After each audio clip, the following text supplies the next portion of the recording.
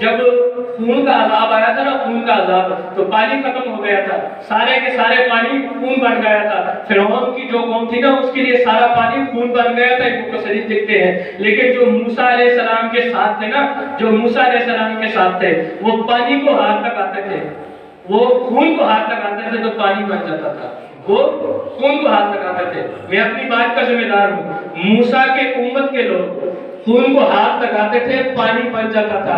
تو پھر ہم یہ کہنے میں حق پہ جانے پہ نا کہ جو مقتدی بن کے کھڑا تھا نا معراج کی رات کو، اس کے امتی اگر خون کو ہاتھ لگائے تو پانی بن جائے۔ ہمارا محمد کا امت کا داتا علی حجویری، معین الدین چشتی حجویری، اگر ہمارے محمد کے امت کا قطب الدین بختیار کاکی، فرید الدین مسعود گنج شکر اگر مٹی کو ہاتھ لگائے تو وہ سونا بن جائے، مٹی کو ہاتھ لگائے تو وہ سونا بن جائے۔ حضرات گرامی انہوں نے خون کو ہاتھ لگایا، پانی بن گیا۔ یہ موسیٰ علیہ السلام کی امت کے لوگوں کا واقعہ ہے۔ اب انہوں نے پانی کو ہاتھ لگایا، وہ خون بن گیا۔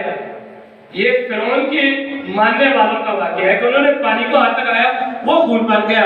اب انہوں نے کیا کیا کہ فرعون کے پاس چلے گئے، فرعون کو جا کے کہنے لگے کہ اے فرعون، تو خدائی کا دعویٰ کرتا ہے نا، تو پھر کچھ ایسا کر کہ موسیٰ کے ماننے والوں کو تو پانی مل رہا ہے، یہ ہم کو پانی نہیں مل رہا، ہم تو پانی کو ہاتھ لگاتے ہیں وہ خون بن جاتا ہے، کچھ ایسا کر کے ہمیں بھی پانی ملے۔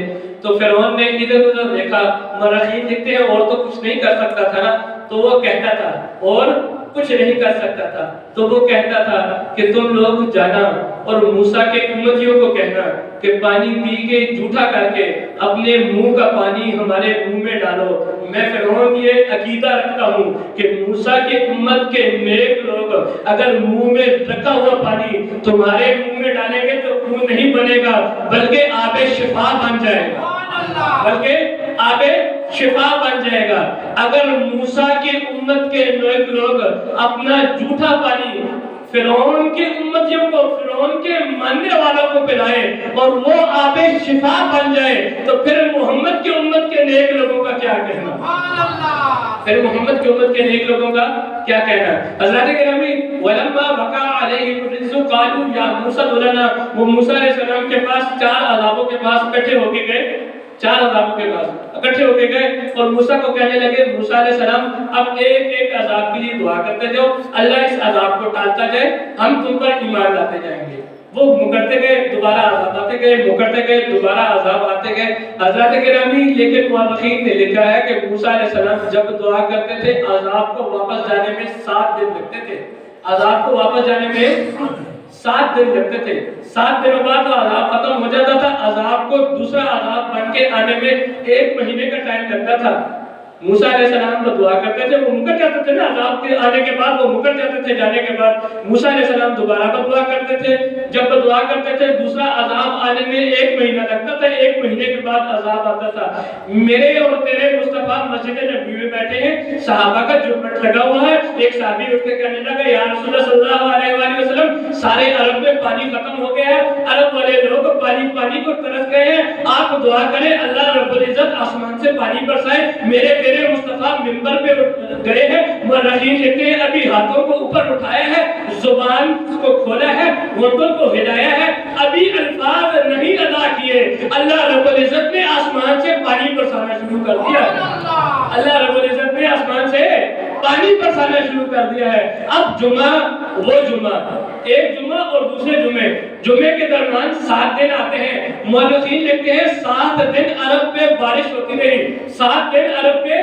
بارش ہوتی رہی۔ اب 7 دن جب بارش ہوتی رہی نا، پھر جمعے والے دن رسول کریم صلی اللہ علیہ وآلہ وسلم صحابہ کے جھرمٹ پہ بیٹھے ہوئے تھے۔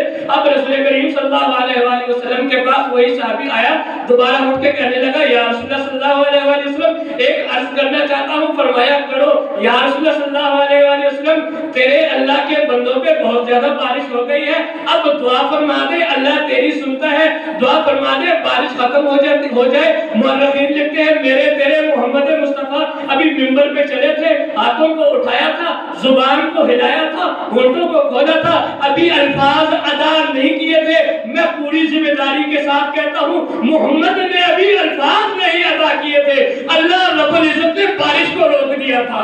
محمد جب کہو گے بارش ہوگی، جب کہو گے بارش بارش رک جائے گی. ابھی الفاظ نہیں ادا کیے تھے کہ بارش چل پڑی تھی، ابھی الفاظ نہیں ادا کیے تھے کہ بارش رک گئی تھی. پتہ ہے کیا فرق تھا محمد کے امتیوں میں اور موسیٰ کے امتیوں میں؟ پتہ کیا فرق تھا کہ موسیٰ کے امتیوں کو کہا گیا تھا وَقُولُوا حِطَّةٌ نَغْفِرْ لَكُمْ خَطَايَاكُمْ، یہاں سے داخل ہو جو حِطَّةٌ کہتے ہوئے استغفار کرتے ہوئے وَسَنَزِيدُ الْمُحْسِنِينَ فَبَدَّلَ الَّذِينَ ظَلَمُوا قَوْلًا غَيْرَ الَّذِي قِيلَ لَهُمْ فَأَنزَلْنَا عَلَى الَّذِينَ ظَلَمُوا رِجْزًا مِّنَ السَّمَاءِ بِمَا كَانُوا يَفْسُقُونَ. اللہ رب العزت کہتا ہے کہ وہ جانے لگے اور جاتے ہوئے انہوں نے حِطَّةٌ کو حِنطَةٌ کے ساتھ بدل دیا، حِطَّةٌ کو حِنطَةٌ کے ساتھ بدل دیا. اب وہ ظالم ہو گئے، وہ فاسق ہو گئے. اب وہ ظالم ہو گئے، وہ فاسق ہو گئے. انہوں نے نبی کی بات نہیں مانی تھی. یہ میں موسیٰ کے امتیوں کو میں فرق بتا رہا ہوں کہ موسیٰ کے امتی وہ تھے جنہوں نے نبی کی بات نہیں مانی تھی. ایک روز میرے تیرے محمد مصطفیٰ یہاں دربار میں بیٹھے ہوئے تھے، صحابہ کا جھرمٹ لگا ہوا تھا. خبر آ گئی کہ یا رسول اللہ صلی اللہ علیہ وسلم کافر جنگ کرنے کے لیے آ رہے ہیں. میرے مصطفیٰ کھڑے ہوئے اور کھڑے ہو کے کہنے لگے اے میرے صحابہ، اگر میں مصطفیٰ کہوں کہ میرے ساتھ، میں محمد کہوں کہ میرے ساتھ جنگ کے لیے جاؤ تو کون کون جائے گا؟ ایک صحابی کھڑا ہو کے کہنے لگا یا رسول اللہ ہم موسیٰ کے امتی نہیں جو حِطَّةٌ کو حِنطَةٌ سے بدل دے. ہم تو محمد کے غلام ہیں، محمد کے ماننے والے ہیں، محمد کے عاشق ہیں. یا رسول اللہ یہ تو بدل ہے، آپ کہیں تو ہم اپنے گھوڑوں کو آگ میں اتار دیں گے. آپ کہیں تو ہم اپنے گھوڑوں کو آگ میں اتار دیں گے. یہ صحابہ کا عشق ہمیں بتا گیا کہ محمد سے ایسے عشق کرو کہ اس کے بعد کوئی لفظ بھی ادا نہ کرو. وآخر دعوانا ان الحمد للہ رب العالمین.